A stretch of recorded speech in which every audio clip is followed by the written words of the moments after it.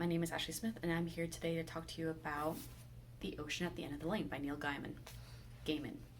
I'm not sure how to pronounce his last name. I'm sorry if you hear this, Mr. Gaiman. Anyway, The Ocean at the End of the Lane, this is my third or fourth read through of it. The reason why I'm doing it this time is because I am part of a traveling book project from a friend of mine on Tumblr, and this was one of the books that was picked, and I actually really enjoy this book, and so I was super excited when I'd be able to get it because okay, so first things first, if you don't know what a traveling book project is, it's when a group of people, usually those who are far across the country and only know each other through online means, we all pick a book to read, each of us individually. So if there's 7 people, there's going to be 7 books. We read through our initial one and we mark it up, we annotate, we draw, we doodle, we do what it is we need to do / want to do to make it so that people can enjoy reading the book later. Once we've read it, we pass it on to the next person.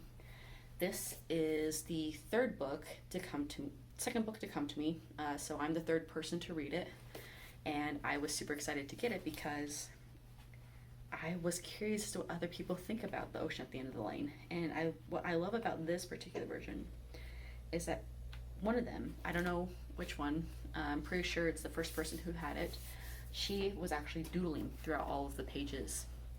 And that never occurred to me to do in a traveling book project, was to actually doodle.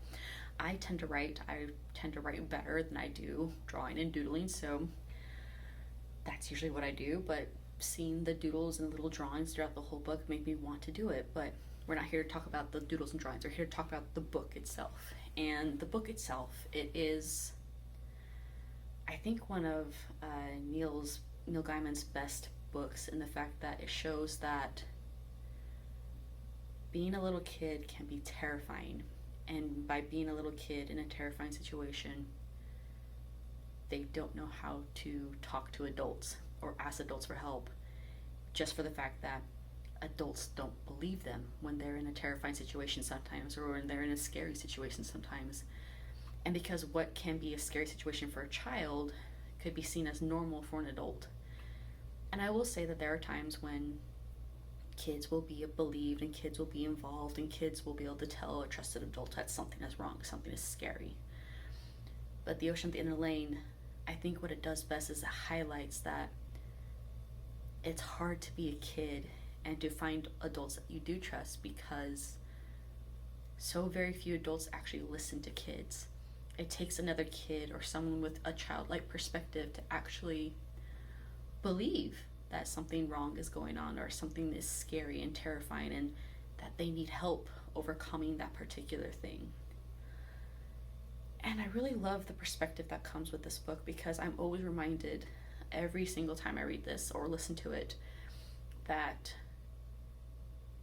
this actually happened to the child, and the adult doesn't remember it until specific actions are taken, which in this case is going to visit the ocean at the end of his lane of his childhood home at a farm, where he met this wonderful, wonderful girl, a few years older than him at the time, and she felt like the epitome of all 11-year-olds, of like, I know everything, I know what I'm doing, but also at the same time that there's some things that I still don't know how to do, but I'm okay to admit that. Not many kids, and not very many adults, even fewer adults, know how to admit that they don't know how to do something. So I think what I truly loved about this book was that you got transported back into the mind of a 7-year-old boy during a terrifying time in his life, and you know that it did affect him deeply, but you also know that he turned out okay, that because of his friend, because of Letty Hemstock, that he was able to have a good life and to be able to live a life worth living. And every once in a while, when he's in time of great need, or he needs basically a break from his adult life, he can go back to the farm at the end of the lane, visit the ocean, and visit Letty in an abstract way. But in doing so, he can visibly relax and rest and be almost like a little kid again. Not quite, because he's an adult in an adult body, but he can remember what it's like to be a little kid and fully remember what it's like to be a little kid and experience those times again where the hardest thing you had to do was hold on to your friend's hand and not let go. And I think it's definitely one of those things where we as adults do forget that sometimes the hardest thing to do is the simplest things in life. We tend to overcomplicate, we tend to make things worse, we tend to think, oh, we have to do this in a very precise order 1, 2, 3, 4, 5, 6, and then when we do it in the precise order, it still doesn't work out. So our process is wrong, we must do it over again. No, not, and it's not necessarily that our process is wrong so much as our process needs to be reevaluated and put in a different order and tried again differently. And that's hard for us as adults to do. Little kids can do it quite easily. It's very easy for a little kid to go, oh, that didn't work. Let me try again.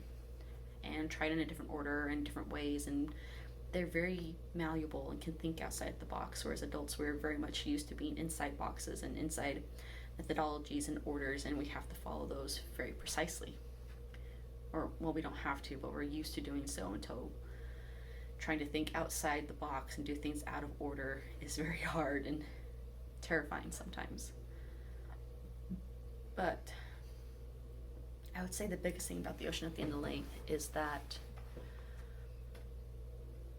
it teaches you and lets you reimagine bits of childhood in a way that allows you to dream again, almost. Yes, they may be nightmares. Probably will be nightmares. Things when we're small and little tend to be of epically scary proportions. But I think it also allows you to think a little bit more creatively again, to think a little bit more outside the box. And so I will say that if you are missing a childlike wonder in your life right now, or you just want a small little adventure that seems very big at the time, then to check out, read, listen, borrow The Ocean at the End of the Lane and see how it turns out for you. See if you enjoy it. See if it's something that will allow you to remember your childhood with fondness again, or at least remember a childhood with fondness again, even if it's not your own. Thanks for listening to me, and happy reading.